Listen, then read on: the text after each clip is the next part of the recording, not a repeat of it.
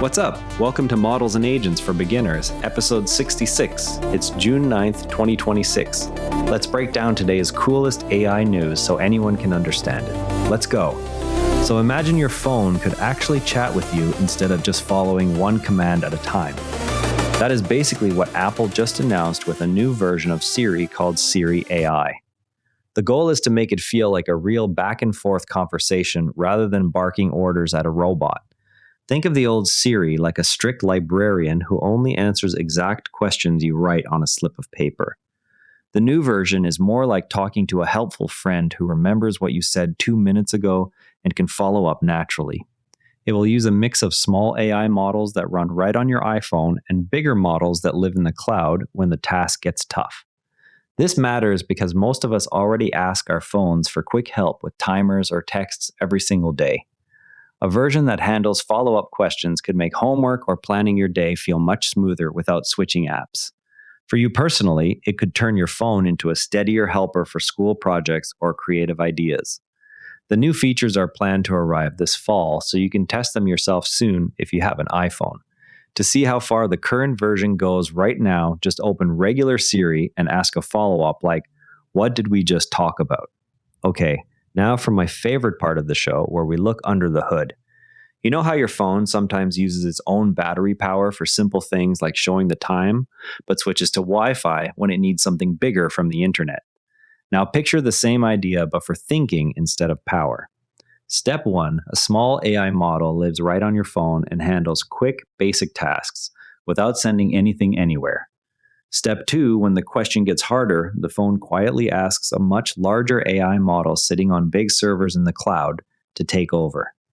Step 3, the phone decides which one to use based on how complex the request seems, just like it picks Wi-Fi over cellular to save data when both are available. And that is basically what on-device versus cloud AI models are doing when they split the work between your phone and remote servers. So next time someone says hybrid AI architecture, you can tell them it is basically your phone choosing between its own brain and a bigger one in the cloud, depending on the job. Not so scary, right? Now let's check out some cool stuff you can try yourself. Apple also updated its built-in image generator called Image Playground, so it can now create better and more useful pictures from simple text descriptions.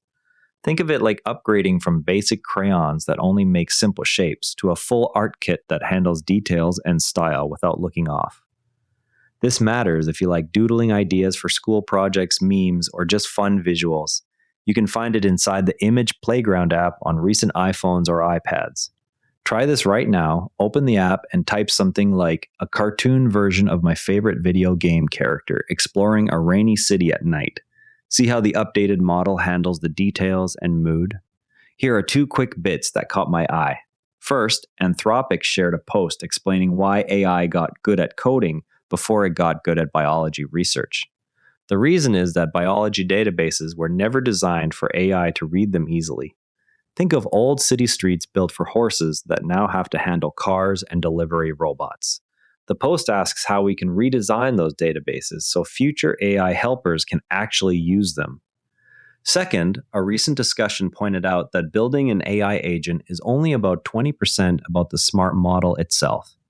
The other 80% is setting up clear rules for who gets notified, how mistakes get fixed, and where information gets stored. It is the everyday process stuff that turns a cool demo into something that actually helps in real life. And that's a wrap. If any of today's stories made you go, that's cool, go play with it. Curiosity is how every expert started. See you tomorrow.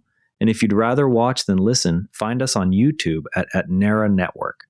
Links in the show notes. And before you go, this show is part of the Nara Network, a family of daily podcasts covering tech, science, markets, and more. If you enjoyed today's episode, give Modern Investing Techniques a listen. Modern strategies for Canadian and US investors. You can explore the whole lineup at naranetwork.com. This episode used AI voice synthesis of my voice.